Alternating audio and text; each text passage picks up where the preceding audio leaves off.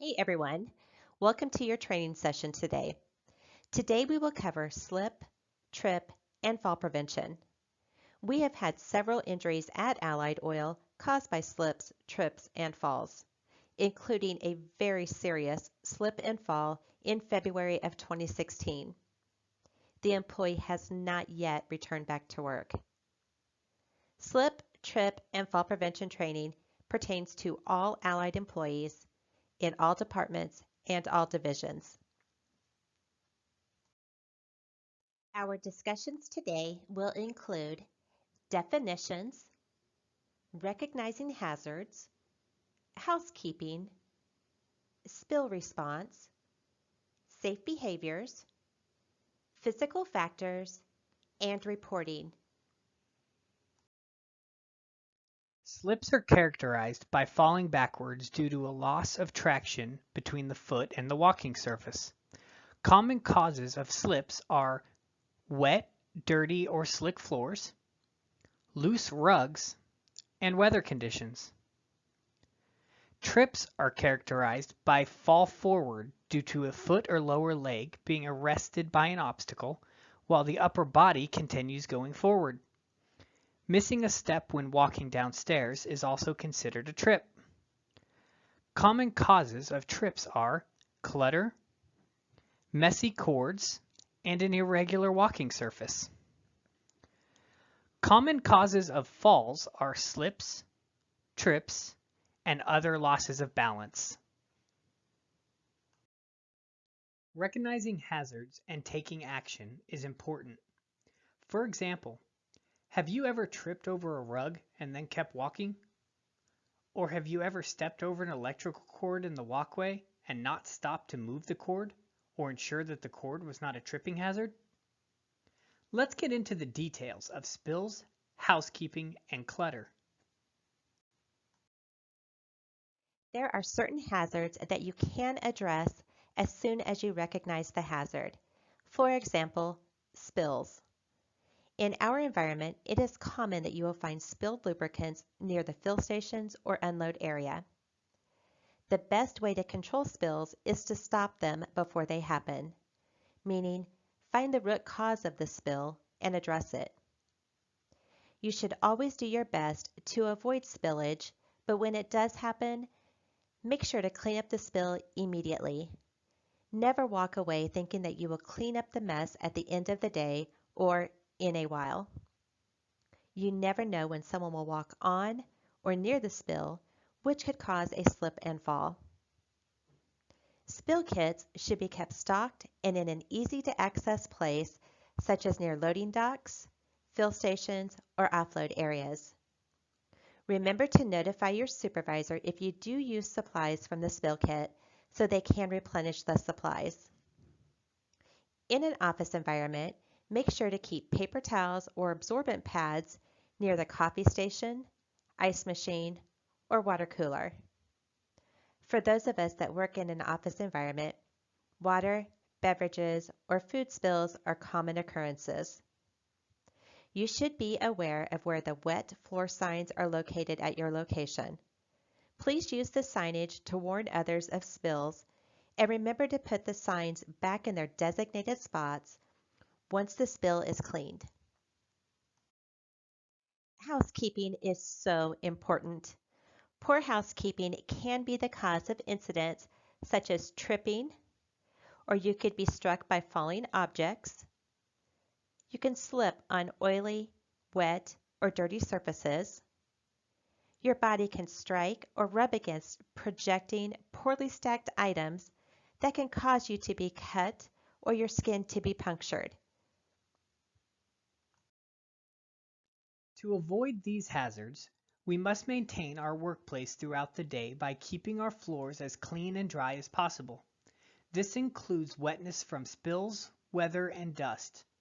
Remember to avoid shaking off your umbrella where others will be walking.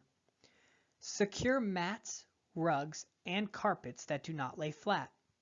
Replace rugs when the rubber backing is no longer effective in securing them. Keep work areas and walkways well lit. Dirty light fixtures reduce essential light levels. Always keep walkways free of clutter. Close filing cabinets or storage drawers to avoid tripping. And always remember to cover cables that cross any walkways. Housekeeping is an ongoing operation and it takes everybody's involvement. You should avoid having the mindset that it's someone else's responsibility to clean up. If you see debris or other hazards, pick it up, fix it, or notify your supervisor immediately. Please don't walk past an opportunity for someone else to potentially slip, trip, or fall. Safe behaviors. Pay attention to your surroundings and avoid being distracted or rushing. Our professional drivers and our warehouse team are required to wear slip-resistant footwear at all times. Always walk, never run. And when you're walking, walk without distractions such as your cell phone. Watch your step and pay attention to hazards and warnings such as wet floor or caution signs. Follow safe practices and avoid carrying large objects that may impair your vision. Take multiple trips if necessary to carry the items safely. And know the hazards in your workplace environment. Know what PPE is required and, of course, wear the PPE. Some physical factors, such as impaired vision and age, increase your risk of slips, trips, and falls. Obviously, some factors cannot be controlled, however, others can be affected by the choices you make. Be aware of your physical condition. You are more likely to have an accident if you are fatigued, sleepy, or sick. If you take medication, be aware of its side effects and assure that you are safe to work.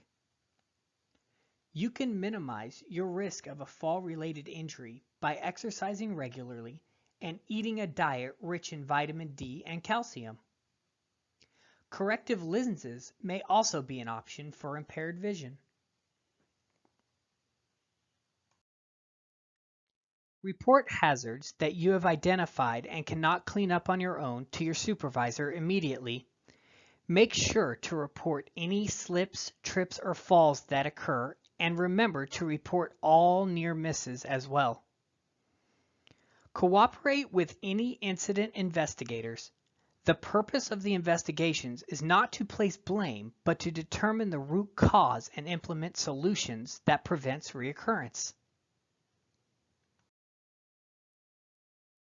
Let's summarize our training today. Slips, trips, and falls are a major cause of disabling injuries and deaths, and they are 100% preventable. Report any hazards you identify and cannot promptly clean up yourself. Keep the workplace tidy. Store equipment and materials properly when not in use. Keep the floors as clean and dry as possible. Clean up spills as soon as they occur. Practice safe behaviors. Pay attention, avoid having your hands overloaded, and do not rush. Wear slip-resistant shoes, and be aware of your physical condition. The average cost of a slip and fall is between $30,000 and $40,000. This is direct medical cost and does not include the indirect cost of the employee's pain and suffering or the impact of being understaffed, which causes additional duties for all other employees. The 2016 slip and fall injury I mentioned earlier, direct cost has now exceeded $400,000, and the employee is still receiving treatments and unable to return back to work. Please remember, slips, trips, and fall prevention is extremely important. Slips and trips are 100% preventable. It takes all of us to provide a safe work environment. Thank you for your time today. I hope you have a safe and productive week. Thank you.